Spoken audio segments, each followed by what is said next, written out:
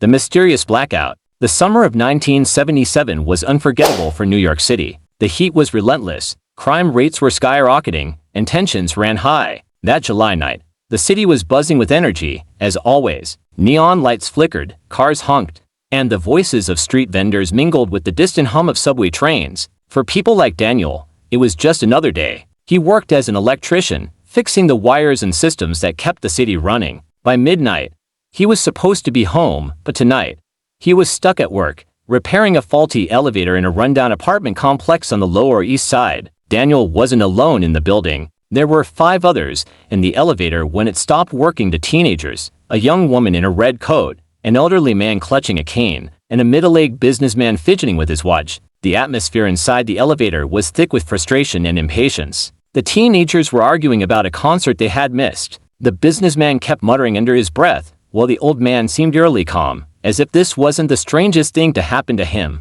The woman, however, stood silently, staring at the floor as if lost in thought. Daniel worked quickly, his hands moving instinctively over the control panel. Suddenly, the lights flickered, then died entirely. The entire building plunged into darkness, and moments later, the unmistakable sound of silence settled over the city. It was as if someone had flipped a switch, silencing New York's ever-present hum. Outside the window, streetlights dimmed, neon signs vanished, and even the stars seemed hidden by a blanket of black. The blackout had begun. Inside the elevator, panic set in. The teenagers began pounding on the walls, yelling for help. The businessman shouted into his now useless phone. The old man tried to calm everyone, his voice steady but ignored. Daniel, flashlight in hand, stepped into the elevator. He assured them he'd get them out soon, though he wasn't sure how long it would take. What concerned him more was the sudden blackout. This wasn't the first time he'd seen one, but something about this felt different. The air was heavy, the silence oppressive, and the sheer scope of darkness was unsettling. As Daniel worked, the woman in the red coat spoke for the first time.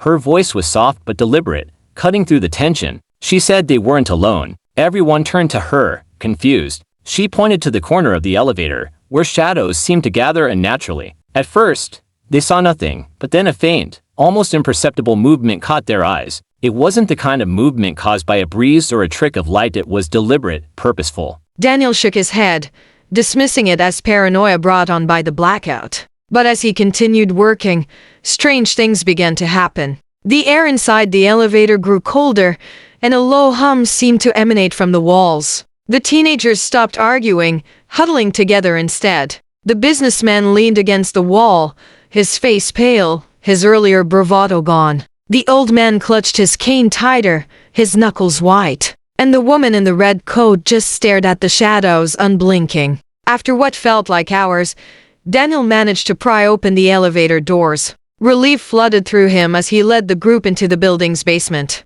The emergency exit was their best bet, but as they made their way through the dark labyrinthine corridors, the hum followed them, growing louder. It wasn't mechanical. It was organic, almost like breathing. The group reached a door marked exit. Daniel pushed it open, but instead of the alleyway he expected, they were met with a long, dimly lit tunnel that shouldn't have existed. The walls were lined with strange, pulsating lights that seemed alive, casting eerie shadows. The air was damp and smelled of earth and metal. The old man muttered something about never seeing this part of the building before, and Daniel's stomach sank. This wasn't right. The woman in the red coat stepped forward, her expression unreadable. She seemed unafraid, even curious, as if she'd been expecting this. When the others hesitated, she turned to them and said something cryptic. "It's not the blackout you should fear. It's what thrives in its absence." The group reluctantly followed her, too scared to stay behind. The tunnel stretched endlessly, and time felt warped. Hours could have passed, or maybe only minutes. The pulsating lights on the walls grew brighter, and the hum morphed into whispers. They weren't random, they were voices. Dozens of them, speaking in languages none of them understood.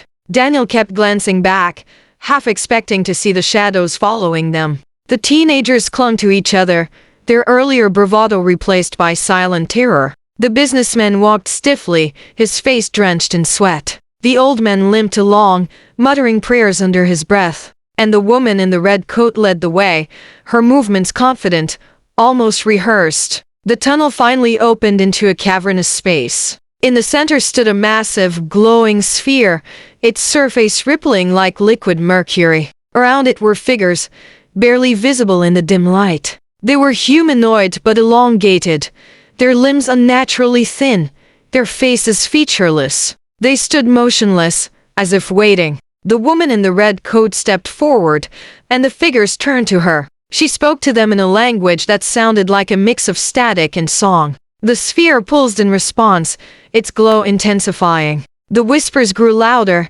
filling the cavern with an otherworldly symphony. Daniel wanted to run, but his legs felt like lead. He couldn't tear his eyes away from the sphere. The whispers were inside his head now, showing him glimpses of memories that weren't his futuristic cities, collapsing stars, and worlds unlike anything he could imagine. It was overwhelming, terrifying, and beautiful. The woman turned to the group, her eyes glowing faintly. She explained that the blackout wasn't an accident. It was a signal, a brief window when the barriers between worlds weakened. The sphere was a gateway, and the figures were travelers from a realm beyond comprehension. They weren't here to harm, only to observe and learn. But their presence was unstable, and if the gateway remained open too long, it could collapse both worlds. The group had a choice: stay and risk being trapped in this otherworldly realm, or leave and forget everything they'd seen. The teenagers chose to leave, dragging the businessman with them. The old man hesitated, his eyes filled with a strange mix of fear and curiosity, before following. Daniel was torn.